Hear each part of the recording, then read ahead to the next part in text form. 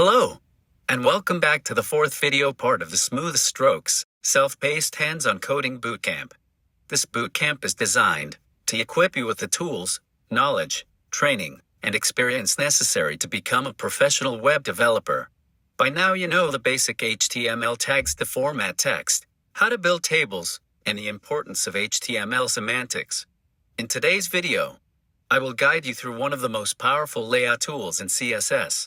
Whether you're building a simple website or a complex web application, mastering Flexbox will elevate your design skills. So, let's get started. First, what exactly is Flexbox? Well, Flexbox is a CSS layout model that allows you to design complex layouts with ease. It gives you control over the alignment, direction, and size of items in a container, making responsive design much simpler. Let's look at an example. First, let's use Flexbox to build a responsive and well-aligned website header for our e-commerce store that adjusts seamlessly across different devices. We can define a header section using the header element. Inside this element, let's create two additional containers, using one div element to hold the brand name or logo, and the nav element to hold important navigation links together. I want to create an additional navigation bar, so we can use the header element again to define another header section. I'm going to assign it to an ID named bottom nav. Inside the second header container, I'll insert another nav element so it can hold two HR tags and a second group of important navigational links. And lastly, I want to insert a banner with leaves dangling from the sky, so I am going to use the image tag to define an image. But first I'll need to create an ID name for this element. To add meaning to this image, I am going to name it header photo. The alt attribute will provide alternative text for the image, if it cannot be displayed. This text is important for accessibility and search engine optimization. You can use CSS to resize the banner, but in this example I am going to set the width attribute to 100% and height attribute to auto.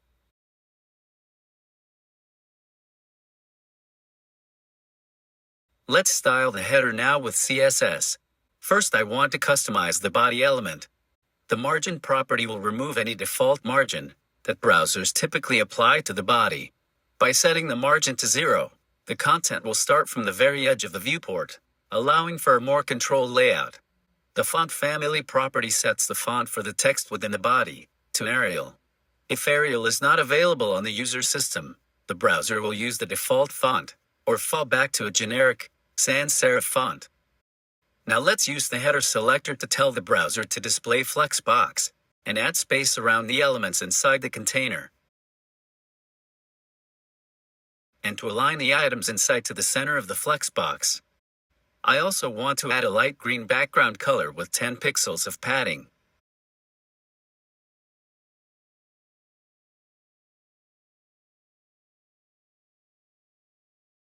Next, I am going to use the logo ID selector to instruct the browser to remove any text decoration from the brand name and make it black with a font size of 24 pixels and bold font weight.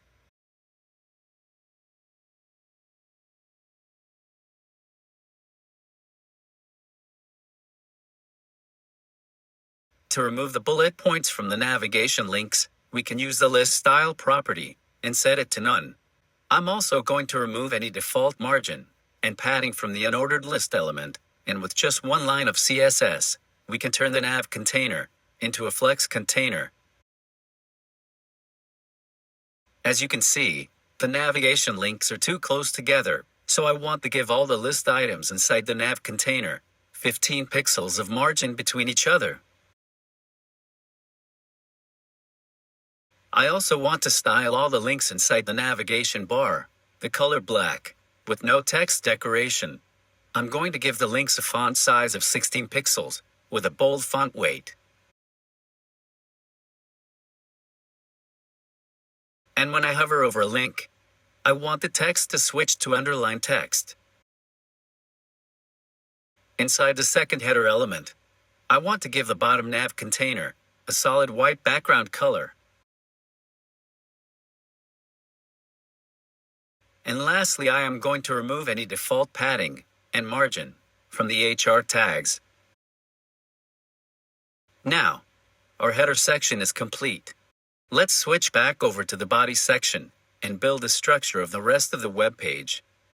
I am going to use the main element to define a section to store all the web content inside. Next, I am going to create a new section and assign it to an ID named About Us. Inside this element, I am going to insert a heading, a paragraph, and a hyperlink so visitors can learn more about the e-commerce store and explore all of the different products we offer. Below this section, I am going to use another section element to define a new section and assign it to an ID named Products. Inside the Products container, I will add 3 additional developments and assign them to a class named Product Image. These containers will be responsible for holding the image of the product, name of the plant, and the price.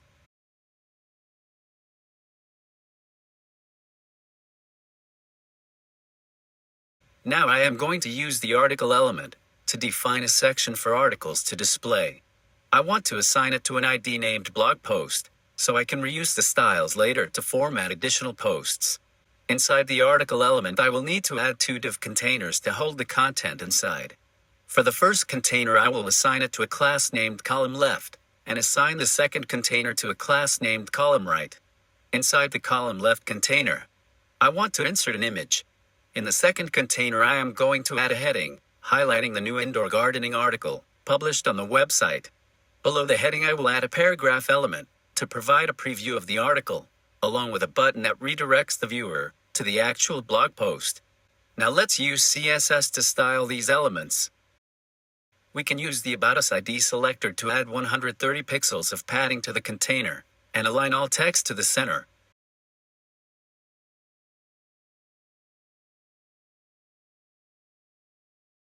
I also want to change the link from this default purple color to green.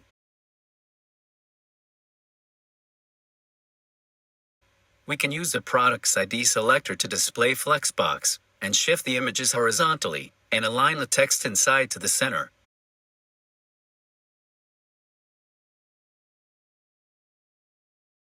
To ensure that the images inside the Products element are responsive, we will need to set the width to 100% and the height to auto.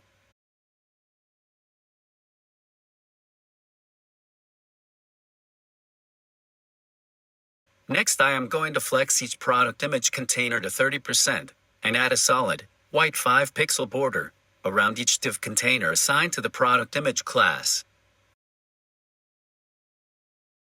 We can use the blog post ID selector to display Flexbox and align the text inside to the center.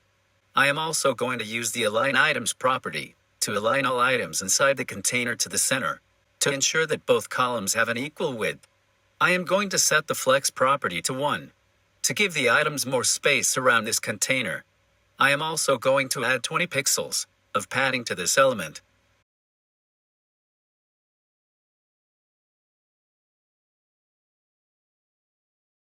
Next, I am going to add 15 pixels of padding to the paragraph element inside the blog post container to give the text more space inside.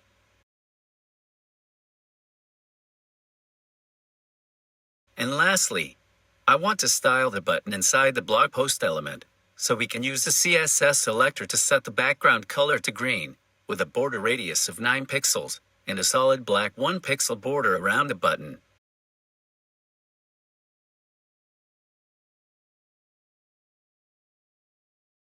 I also want to change the link inside the button element to white, with no text decoration, 5 pixels of padding, and a font size of 16 pixels.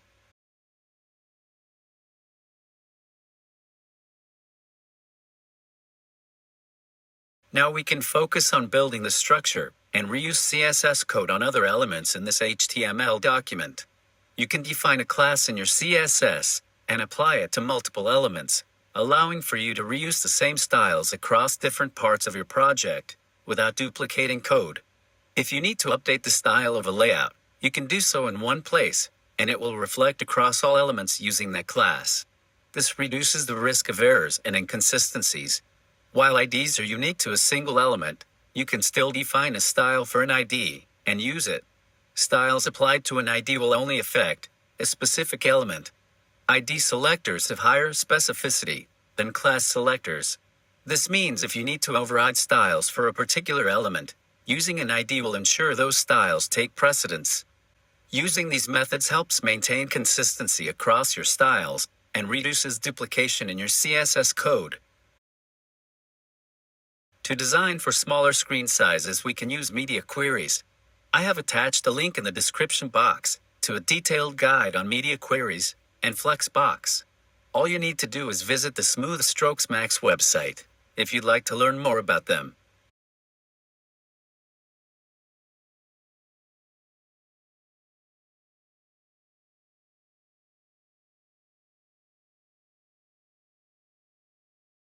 Well, my friend, that concludes this lesson. In summary, by strategically using classes and IDs in your Flexbox layouts, you can create a cleaner, more efficient, and easier to maintain code base. If you have any further questions or need additional examples, feel free to drop a comment. If you love web development and building new projects as much as we do, subscribe to our YouTube channel so you can join our amazing community and never miss out on our latest updates, tips, and exclusive content. Just hit the subscribe button and turn on notifications so you'll be the first to know when we upload something new. Thanks for being here, and we can't wait to share more with you. If you found this video helpful, don't forget to give this video a thumbs up. See you in the next video.